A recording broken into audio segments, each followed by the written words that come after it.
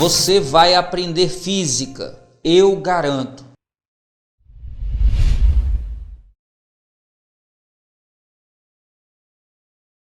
Fera, uma colisão frontal é uma colisão entre partículas, ou seja, a gente vai desconsiderar as dimensões dos corpos e que não há rotação dos corpos. Se eles não têm dimensões, se eles são partículas, eles não podem estar rotacionando em torno do próprio eixo. É isso que a gente tem que considerar. Numa colisão frontal não tem rotação, só tem translação. E na colisão frontal, que se desloca antes e depois numa única linha, a gente diz que a colisão é uma colisão unidimensional. Nas colisões, a gente tem que as forças relevantes atuam só durante a colisão, o contato entre os corpos, que normalmente tem uma duração pequena. Quando isso acontece, a gente pode dizer que a quantidade de movimento no final, o momento linear final, é igual ao momento linear inicial. Não há variação da quantidade de movimento, não há variação do momento linear. A gente diz que conserva a quantidade de movimento, ou melhor, conserva a quantidade de movimento. O momento linear, conserva o momento linear. Existem dois tipos de colisão. A colisão que tem uma deformação plástica, quando bate e fica deformado, e a colisão elástica, que bate, se deforma, mas restitui. Quando a gente tem uma colisão plástica, que os corpos ficam juntos, ela é chamada de inelástica. Inelástica é quando não há afastamento.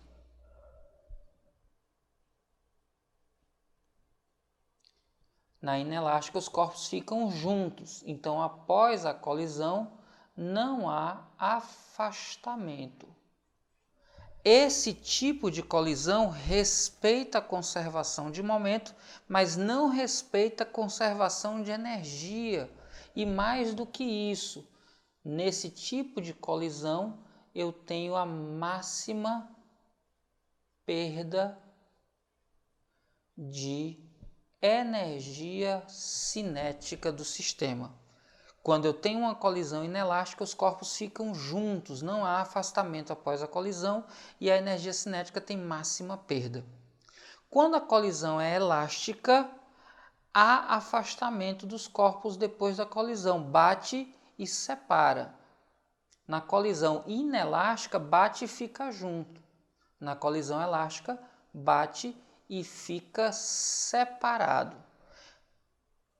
Daí eu ter menos perda de energia. Só que atenção, quando ela é parcialmente elástica, parte da energia cinética se perde. Então, se eu tiver uma parcialmente elástica, a energia cinética final do sistema é menor que a energia cinética inicial, ou seja, há perda de energia.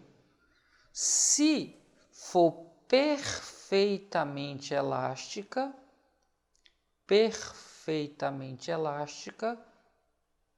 acontece uma conservação de energia. Então, a energia cinética do conjunto do sistema ao final é igual à energia cinética no início. Se a colisão é elástica, há afastamento. Se a colisão é inelástica, não há afastamento e os corpos ficam grudados, ficam juntos. Se ela é perfeitamente elástica, conserva a energia cinética.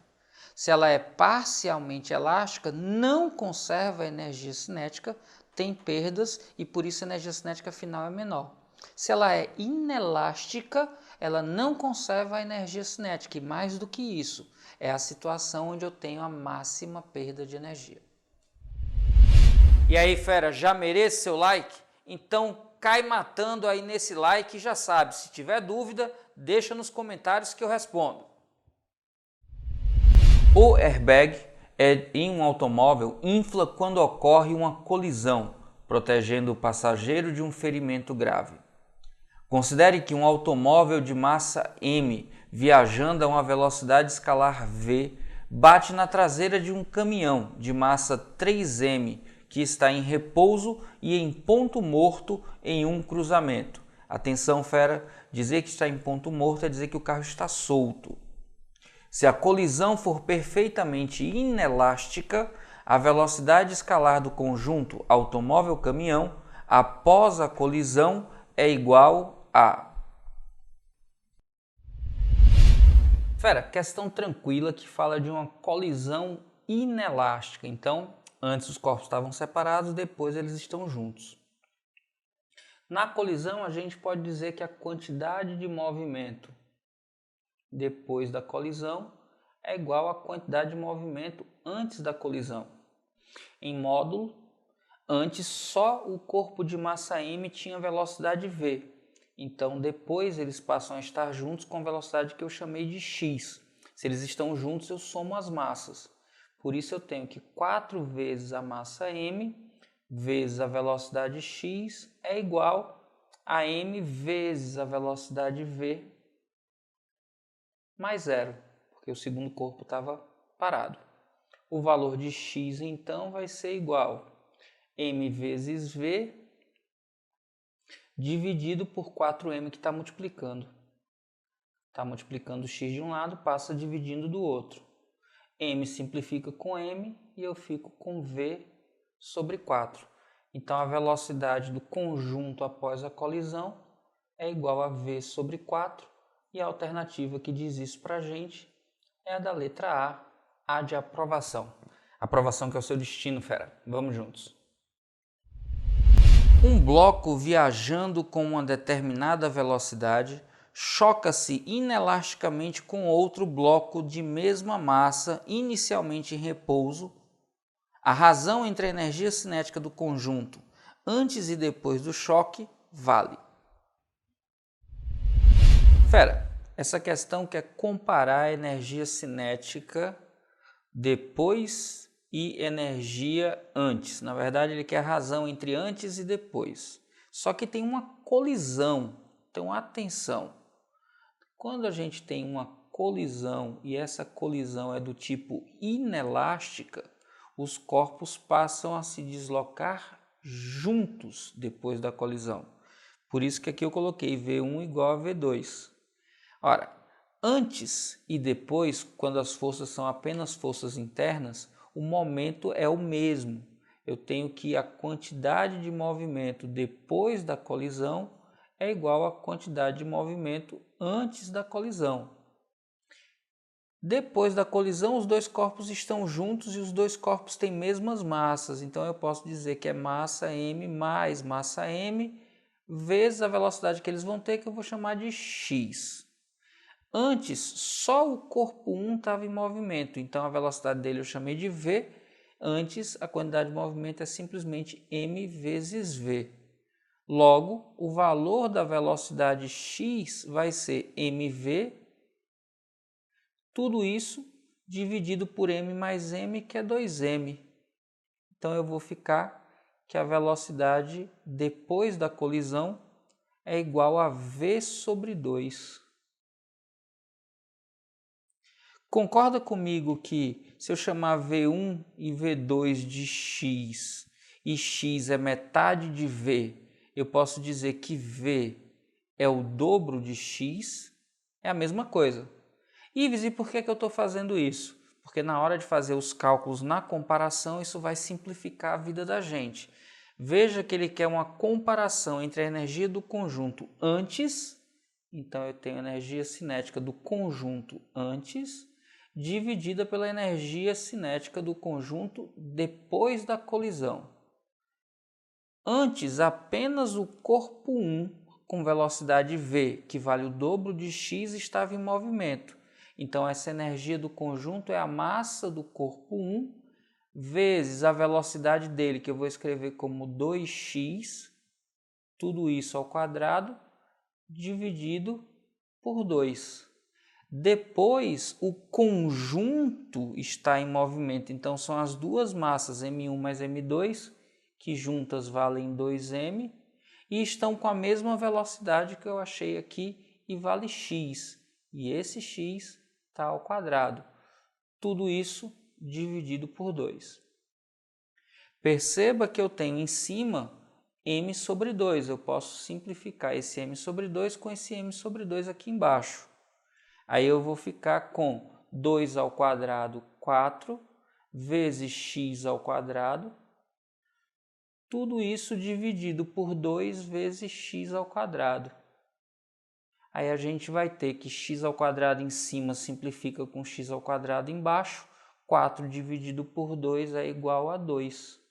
Então, a razão entre as energias no início e no fim é igual a 2. Quer dizer que a energia no início era o dobro da energia final. Ou seja, depois da colisão, metade da energia cinética se dissipou. A razão, que é o que ele quer, entre a energia antes e depois é igual a 2. E a alternativa que diz isso para a gente é da letra D. D de detona, fera. Esse é seu ano.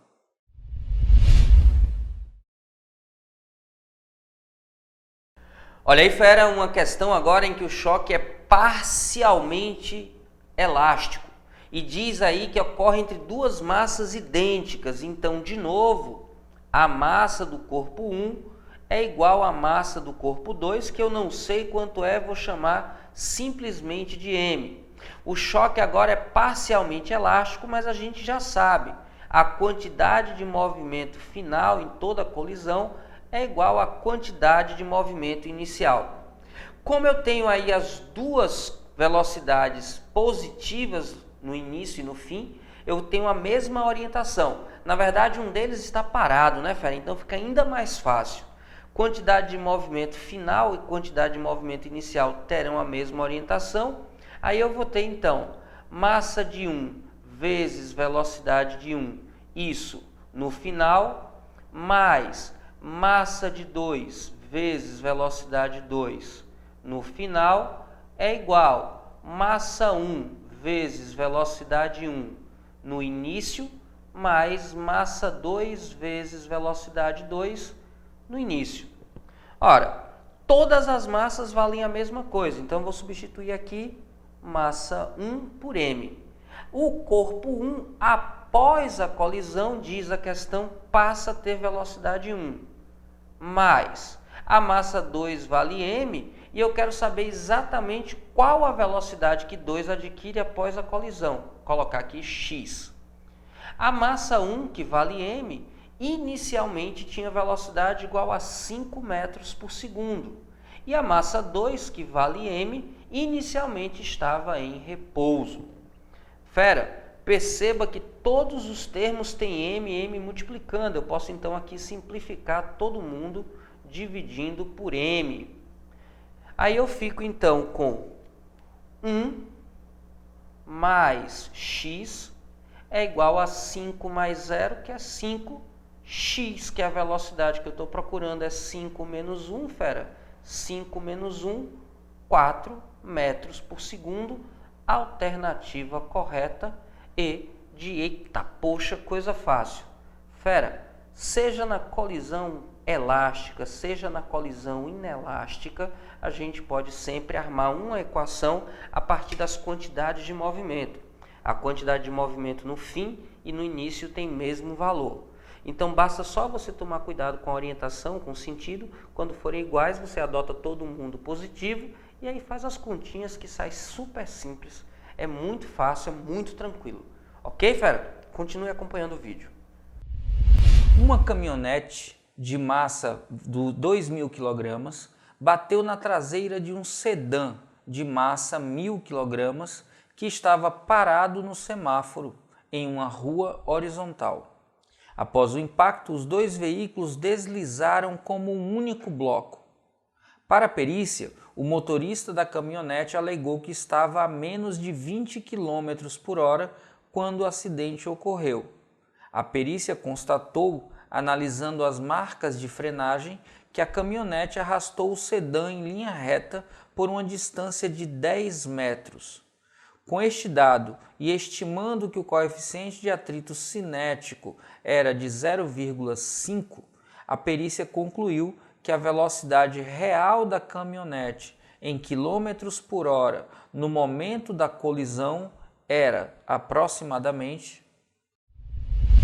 Fera, questões como essa, em que ele dá informações que relacionam o atrito com a frenagem, a gente pode resolver dizendo que a força resultante é menos a força de atrito. O menos aqui é porque o atrito é um atrito de escorregamento e se opõe ao movimento. Aqui, força resultante, a gente sabe que é massa vezes aceleração. Força de atrito, a gente sabe que é μ vezes normal. Agora, atenção, como a pista é plana horizontal e na vertical normal e peso se equilibram, eu posso dizer que o módulo da normal é igual ao módulo da força-peso. Então, eu tenho que m vezes aceleração é menos μ vezes m vezes g da gravidade. Simplificando os m's, eu já achei quanto vale a aceleração do movimento. μ vezes g. Separa essa informação que isso é importante. Por que isso é importante? Isso é importante porque se eu tenho o valor da aceleração, eu posso usar as equações do movimento uniformemente variado. E aí, como eu sei que depois da colisão, o caminhão arrastou o carro junto com ele por 10 metros, eu tenho uma informação sobre aceleração, eu tenho uma informação sobre deslocamento e eu sei que no final eles param. Então eu tenho a velocidade final. Não deu tempo, não pediu tempo, não perca tempo. Use a equação de Torricelli. V ao quadrado é igual a V0 ao quadrado mais 2 vezes A vezes deslocamento. V aí é a velocidade do conjunto no final, a gente sabe que é 0. A velocidade inicial é a velocidade do conjunto após a colisão. Eu não sei quanto é e é o que eu quero descobrir. Mais 2 vezes a aceleração. μ foi dado no texto, 0,5. A gravidade vale 10, menos 0,5 vezes 10 dá menos 5. Isso vezes o deslocamento, que é 10. 10 vezes menos 5 dá menos 50, menos 50 vezes 2 dá menos 100, mudando de membro fica 100, é igual a V0 ao quadrado. Então, V0 vai ser igual a raiz quadrada de 100, que é igual a 10. Atenção, usei só unidades do sistema internacional, então 10 metros por segundo. Cuidado, essa é a velocidade do conjunto caminhão mais carro depois da colisão. Como ele quer saber a velocidade do caminhão antes da colisão, a gente tem que pensar assim, ó. Caminhão vou representar por essa bolinha escura, o sedã por essa bolinha clara.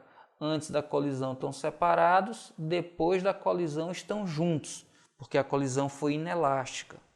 Antes, só o caminhão se movimentava com a velocidade que eu não sei quanto é, x. Depois, o conjunto está em movimento e a velocidade eu sei que é 10. Como a colisão acontece com forças apenas internas, eu posso dizer que a quantidade de movimento antes, que era a velocidade do caminhão, 2.000, vezes a velocidade dele, x, é igual a quantidade de movimento do conjunto, caminhão mais carro, que tem massa 3.000, isso vezes 10. Simplificando 3 zeros de um lado com 3 zeros do outro, o valor de x, que é a velocidade do caminhão, vai ser 10 vezes 3, 30, dividido por esse 2 que está aqui. Então, a gente vai ter 15 metros por segundo. Cuidado de novo. Aqui eu tenho metros por segundo, aqui eu tenho metros por segundo. Só que todas as alternativas estão em quilômetros por hora. Então você precisa lembrar de multiplicar por 3,6. 15 vezes 3,6, 54. Agora sim, a velocidade do caminhão antes da colisão era de 54 km por hora. E a alternativa que diz isso para a gente é a alternativa da letra E. De eita, poxa, Ives, estava cheio de pegadinha. É verdade, quem chegou aqui no 10, a alternativa da letra A mostrava 10. Quem chegou no 15, a alternativa da letra B mostrava 15. Quem multiplicou 10 por 3,6 tinha 36 na letra C. Então estava cheio de armadilha, mas você está aqui com a gente exatamente para acertar. E acerta quem marcou a letra E de eita, poxa, esse ano é o meu. Vamos juntos, fera. Esse é seu ano.